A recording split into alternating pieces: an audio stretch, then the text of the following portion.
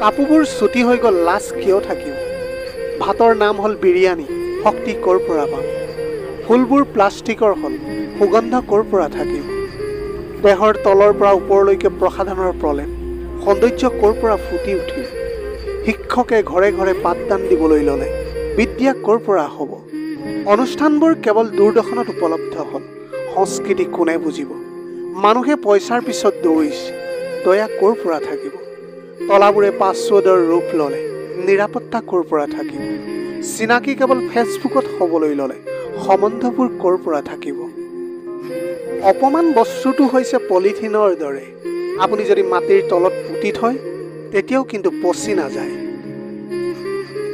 এজন চোৰ যদি মূৰ্খ হয় তেন্তে কিছু মানুহৰহে চুৰ কৰে, আৰু যদি চোৰ শিক্ষিত হয় পুৰা জাতিৰ সম্পদেই চুৰ কৰে। মৰিবৰ কাৰণে অকণমান বিষ খালেই যথেষ্ট, কিন্তু বাচি থাকিবৰ বাবে অনেকজনৰ বিষ হজম কৰিবলগীয়া হয়। মানুহ সঁচাকৈ আচৰিত, ডুব গ'লে পানীক দুখ দিয়ে, উজুতি খালে পাথৰক দুখ দিয়ে, আৰু কৰ্মৰ দুখ দিয়ে ভাগ্য। কিন্তু তেওঁ নিজৰ ভুলটো কোনোদিনেই দেখা নাপায়। চিঞৰি চিঞৰি কন্দা বয়সটো গুচি গ'লে কষ্ট পৰিমাণো কিন্তু বাঢ়ি যায়। মা দেউতাৰ চকুত কেতিয়াও চকু পানী আহিবলৈ নিদিব, কাৰণ যিখন ঘৰৰ ছালত পানী পৰে সেই ঘৰখন সোনকালেই কিন্তু ভাঙি যায়। আমাৰ সমাজত এনে কিছুমান মানুহ আছে যিয়ে সন্মুখত মিঠা কথা কয়, কিন্তু পিছত আপোনাৰ কামত ব্যাঘাত জন্মাবলৈ উঠি পৰি লাগে, আৰু তেনে মানুহৰ পৰা সদায় বাছি চলিব। আপুনি আপোনাৰ জীৱনত এই কথাকেইটা মনত ৰাখক আৰু অহংকাৰ ত্যাগ কৰক। মানুহৰ নিজৰ বুলিবলৈনো কি আছে? জন্ম আনেই দিয়ে, নামো কিন্তু আনেই দিয়ে, শিক্ষাও আমাক আনেই দিয়ে, শেষ যাত্ৰাটো আমাক আনেই নিয়ে। তথাপিও কিন্তু মানুহৰ অহংকাৰ নকমে। নিজৰ হতাশাৰ কাৰণে আনক অপৰাধী নসজাব, বৰঞ্চ নিজক অপৰাধী সজাওক আনৰ পৰা অতিৰিক্ত আশা কৰাৰ কাৰণে। সৰল মনৰ মানুহবিলাকে সকলো সময়তে ভাল ব্যৱহাৰৰ বাবে পাগল হয়। কোনোবাই বহুত আঘাত কৰাৰ পিছতো যদি দুটামান ভালকৈ কথা কয়, আগৰ আঘাতৰ কথা তেওঁ পাহৰি যায়।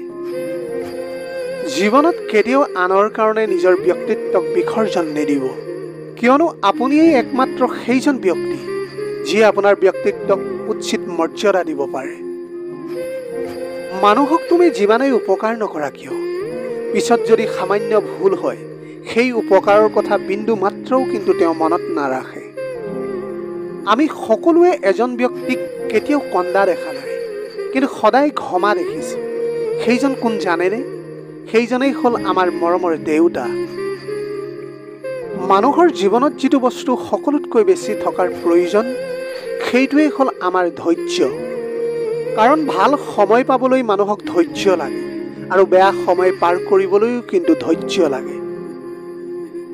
আপোনাৰ অতিৰিক্ত ভালপোৱাই হ'ল পৃথিৱীৰ সকলোতকৈ ডাঙৰ অপৰাধ, যাৰ শাস্তি আপোনাক আপোনাৰ প্ৰিয় মানুহেই দিব। তুমি কেতিয়াও আনৰ ধাৰণা বদলাব নোৱাৰিবা, সেয়েহে তুমি সেইটোৱেই কৰা যিটো কৰিলে তুমি সুখত থাকিব পাৰিবা। জুই জ্বলে বুলি নামেই বদনাম, কিন্তু এইখন সংসাৰত মানুহ জুইতকৈ বেছি ইজনে আনজনৰ ওপৰত কিন্তু জ্বলে। এটা কথা সদায় মনত ৰাখিব, নিজৰ কাম কৰক, আনক দেখি জ্বলিবলৈ বাদ দিয়ক। যিসকলে আপোনাক ভাল নাপায় সেইসকলৰ কাৰণে আপুনি ভাল হোৱা দৰকাৰ নাই, কিন্তু সেইসকলৰ পৰা সাৱধানে থাকক যিয়ে আপোনাৰ লগত ভাল হোৱাৰ নাটক কৰে। যেতিয়া কাৰোবাৰ কাৰণে আপোনাৰ হৃদয়ৰ পৰা প্ৰশংসা ওলাই আহে তেনেহ'লে কৈ দিয়ক, আৰু ঠিক তেনেকৈ যদি মুখৰ পৰা ওলায় তেনেহ'লে ৰৈ দিবলৈ চেষ্টা কৰক। মানুহে দুখ পাহৰিব পাৰে, কষ্টও পাহৰিব পাৰে, কিন্তু আপোনজনৰ পৰা পোৱা বিশ্বাসঘাতকতা কেতিয়াও পাহৰিব নোৱাৰে। সেইজনী ছোৱালীৰ ভালপোৱা সকলোতকৈ সঁচা আৰু পবিত্ৰ যিজনী ছোৱালীয়ে তাইৰ ভালপোৱা মানুহজনৰ ওপৰত খং কৰে, কাৰণ তাইৰ ভালপোৱা মানুহজনক কেতিয়াও হেৰুৱাবলৈ নিবিচাৰে। আপোনাৰ ভালপোৱাজন বিশ্বাসী হ'লে অকলশৰে থাকিও প্ৰেমক অনুভৱ কৰিব পাৰি, আৰু যদি বিশ্বাসেই নাথাকে তেন্তে লগত থাকিও অকলশৰীয়া যেনেই লাগে। দুখৰ ভাষা মাথো চকুৰ পানীয়েই নহয়, কেতিয়াবা মিঠা হাঁহিৰ মাজতো কিন্তু দুখ লুকাই থাকে। আপোনাৰ একপক্ষীয় ভালপোৱাবোৰ এনেকুৱাই হয়। এজনে পাগলৰ দৰে ভাল পায় আৰু আনজনে পাগল বুলি ভাবি মাথো অৱহেলা কৰি যায়। এজন মানুহে এদিন ভগৱানক সুধিলে, মই ইমান দুখীয়া কিয়? তেতিয়া এটা মিচিকিয়া হাঁহি মাৰি ভগৱানে ক'লে, কিয়নো তুমি দিবলৈ শিকাই নাই। তেতিয়া মানুহজনে ক'লে, মোৰ ওচৰতচোন দিবলৈ একোৱেই নাই। তেতিয়া পুনৰ ভগৱানে ক'লে, তোমাৰ চেহেৰাই এটা সুন্দৰ হাঁহি দিব পাৰে। তোমাৰ সেই মুখখনে কাৰোবাক প্ৰশংসা কৰিব পাৰে আৰু আনক শান্তি দিবলৈ দুটা মিঠা কথা ক'ব পাৰে। তোমাৰ হাতখনে দুৰ্বলজনক উঠাই দি সহায় কৰিব পাৰে আৰু তুমি কৈছা তোমাৰ লগত দিবলৈ একো নাই। এটা কথা শুনা, আত্মাৰ দুখীয়া হৈ থকাটোৱেই হ'ল বাস্তৱত দুখীয়া হোৱাৰ মূল কাৰণ। যিজন ব্যক্তিয়ে দিব নাজানে তেওঁৰ পোৱাৰ অধিকাৰো কিন্তু নাই। জন্ম হোৱাৰ দিনা মিঠাই ভগোৱাৰ পৰা আৰম্ভ হয় জীৱনৰ খেল, আৰু ঠিক তেনেকৈ শ্ৰাদ্ধৰ দিনা পায়স ভগোৱাৰ পিছত শেষ হয় জীৱনৰ খেল। এইটোৱেই জীৱনৰ সোৱাদ, কিন্তু দুৰ্ভাগ্য এইটোৱেই যে মানুহে নিজে এই দুটা বস্তু খাব নাপায়। আমাৰ জীৱনৰ সত্য এইটোৱেই নেকি যে আহি গা ধুলো আৰু গা ধুই গুচি গ'লো? কথাটো আমি সকলোৱে ভাবোচোন এবাৰ। তেনেহ'লে আমাৰ অহংকাৰ কিয়? নিজৰ পাপ কৰ্মৰ বাবে গংগাপুত্ৰ ভীষ্ময়ো ৰেহাই নাপালে, আৰু তুমি ভাবিছা গংগাত গা ধুলে তোমাৰ পাপ ধোৱা যাব। হাঁহি উঠাৰ কথা, তাতকৈ এটা কাম কৰিবা, পাপ নকৰাকৈ থাকা। অস্ত যোৱা সূৰ্যটোক পাবলৈ 12 ঘণ্টা সময় লাগে, কিন্তু হেৰাই যোৱা বিশ্বাস গোটেই জীৱন অপেক্ষা কৰিলেও ঘূৰাই পোৱা নাযায়। গৰুৱে ঘাঁহ খায়ো গাখীৰ দিয়ে, সাপে গাখীৰ খায় কিন্তু বিষহে ঢালে। পাৰ্থক্যটো খোৱাৰ বাবে নহয়, পাৰ্থক্যটো স্বভাৱ আচৰণৰ বাবে।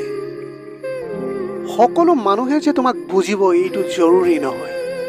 দগা পাল্লাই ওজনহে ক'ব পাৰে, কোৱালিটিটো কেতিয়াও ক'ব নোৱাৰে। বহুতেই তোমাক দেখুৱাব এই পৃথিৱীখন কিমান সুন্দৰ, খুব কম সংখ্যকহে তোমাক দেখুৱাব এই পৃথিৱীত তুমি কিমান সুন্দৰ। নিজেই নিজৰ প্ৰশংসা কৰাটো ব্যৰ্থ, কাৰণ সুগন্ধিয়ে বুজাই দিয়ে ফুল ক'ত ফুলি আছে। সকলোৱে বিচাৰে প্ৰতিজন লোকেই আগবাঢ়ি যোৱাটো, কিন্তু কোনেও মনে নিবিচাৰে নিজতকৈ অন্য কোনোবাই আগবাঢ়ি যোৱাটো। গৌতম বুদ্ধক এবাৰ এজন ব্যক্তিয়ে প্ৰশ্ন কৰিছিল, আপুনি ইমান মহান আৰু ডাঙৰ মানুহ, কিন্তু মাটিত কিয় বহে? তেওঁৰ প্ৰশ্নৰ উত্তৰত গৌতম বুদ্ধই কৈছিল, তলত বহি থকা মানুহৰ ওপৰৰ পৰা পৰি যোৱাৰ কোনো ভয় নাথাকে। পুৰণা হ'লেও আপোনাৰ বাৰীৰ গছজোপা কেতিয়াও নাকাটিব। ফল দিব নোৱাৰিলেও অন্ততঃ আপোনাক ছাঁ কণ দিব। যিমানেই কথা কমকৈ ক'ব, সিমানেই আপোনাৰ কথাৰ মূল্য বাঢ়িব। সকলো সময়তে যদি আপুনি অনবৰতে কথা কৈ থাকে, আপোনাৰ কথাৰ কিন্তু কোনো মূল্য নাথাকে। চেনি আৰু নিমখ দেখিবলৈ একেই, কিন্তু পাৰ্থক্য সোৱাদত। তেনেদৰে মানুহ আৰু অমানুহ দেখাত একেই, পাৰ্থক্য কেৱল তেওঁৰ আচৰণতহে। যিয়ে তোমাক সৰু ভাবে তাৰ পৰা দূৰত থাকা। যিয়ে তোমাক মিছা কথা কয়, যিয়ে তোমাক ব্যৱহাৰ কৰে, যিয়ে তোমাক সন্মান নকৰে, সেইসকলৰ পৰাও কিন্তু তুমি দূৰত থাকা। কাৰোবাৰ মন, কাৰোবাৰ সন্মান, কাৰোবাৰ বিশ্বাস, কাৰোবাৰ ভালপোৱা, কাৰোবাৰ দুৰ্বলতা, কাৰোবাৰ জীৱনৰ দুখ, সেইবোৰক লৈ কেতিয়াও জীৱনত ফূৰ্তি নকৰিবা। অৱশেষত আপোনাৰ যিমান ডাঙৰ সপোন হ'ব, আপুনি সিমানেই বেছি সমস্যাৰ সন্মুখীন হ'ব, আৰু যদি সমস্যাৰ সমাধান কৰিব পাৰিব, তেতিয়া আপোনাৰ ডাঙৰ সপোনবোৰো কিন্তু পূৰ হ'ব। আজিৰ ভিডিঅ'টি কেনেকুৱা লাগিলে জনাব। যদি ভাল লাগিল তেনেহ'লে লগৰ বন্ধু বান্ধৱীসকলৰ মাজত শ্বেয়াৰ কৰিবলৈ নাপাহৰিব। আপোনালোকৰ গোটেই জীৱনটো হাঁহিৰে উপচি পৰক। পাৰিলে দুখীয়াজনক অলপ সহায় কৰিবলৈ চেষ্টা কৰিব।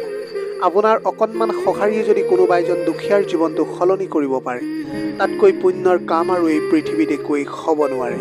Have a nice day.